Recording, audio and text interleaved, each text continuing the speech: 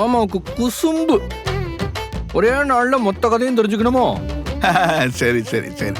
இது என்ன முத வாட்டி? அதானே. அடுத்து நம்ம சிட்டிங்ல பேசுறதுக்கு வேற என்ன இருக்கும்? சோ இப்போதைக்கு கட் பண்ணிட்டு தொடரும்னு போட்டு முடிச்சுக்குவோம். இந்த கச்சேரியை தொடங்குவோம். அப்படி சொல்றீங்களா? ஆரம்பிங்க ஆரம்பிங்க.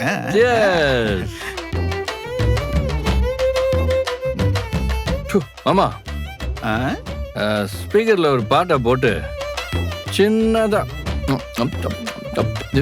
அப்படி ஒரு ஸ்டெப் போட்டுக்குவா. அட என்ன தம்பி கேட்டுக்கிட்டு, இது உங்க வீடு மாதிரி, உங்க இஷ்டத்துக்கு தாராளமா போடுங்க.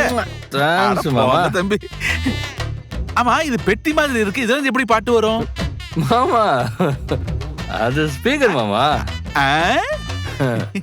மாமி உங்களை அப்படியே கட்டி போட்டு வச்சிருக்கான்னு நினைக்கிறேன். ஏய் குமரா, தூங்குற நேரத்துல பாட்டு எதுக்கு அப்படி சத்தமா வச்சிருக்க? நான் எங்க அம்மாச்சி பாட்டு வச்சேன்? அப்புறம் யாரா பாட்டு போடுறது? காது கிழியுது. பாட்டி அங்க பாரு.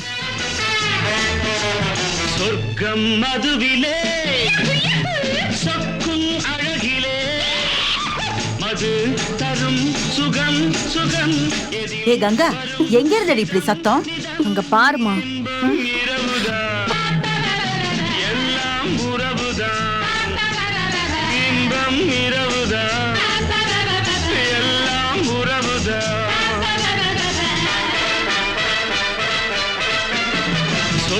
பாத்தியா அந்த ரவுடி பைய பண்ற வேலைய?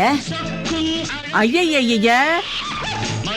என்னடி இவன் இப்படி எல்லாம் பண்ணிட்டு இருக்கான்? தேவதாசு நானும் ஒரு ஜாதி தானடி, உன்னை தேடி இங்கு வந்து வீதி தானடி. தேவதாசு நானும் ஒரு ஜாதி தானடி, உன்னை தேடி இங்கு வந்தேன் நடுவீதி தானடி.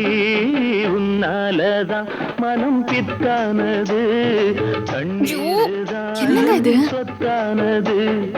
அந்த ராமன் சீதையை தேடி காட்டிற்கே சென்றான். என்ன இது?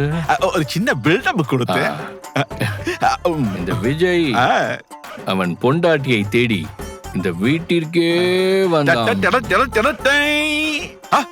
ஏப்பா தம்பி, அப்பா தம்பி, உன் பொண்டாட்டியை தேடிதான் இங்க வந்தியா?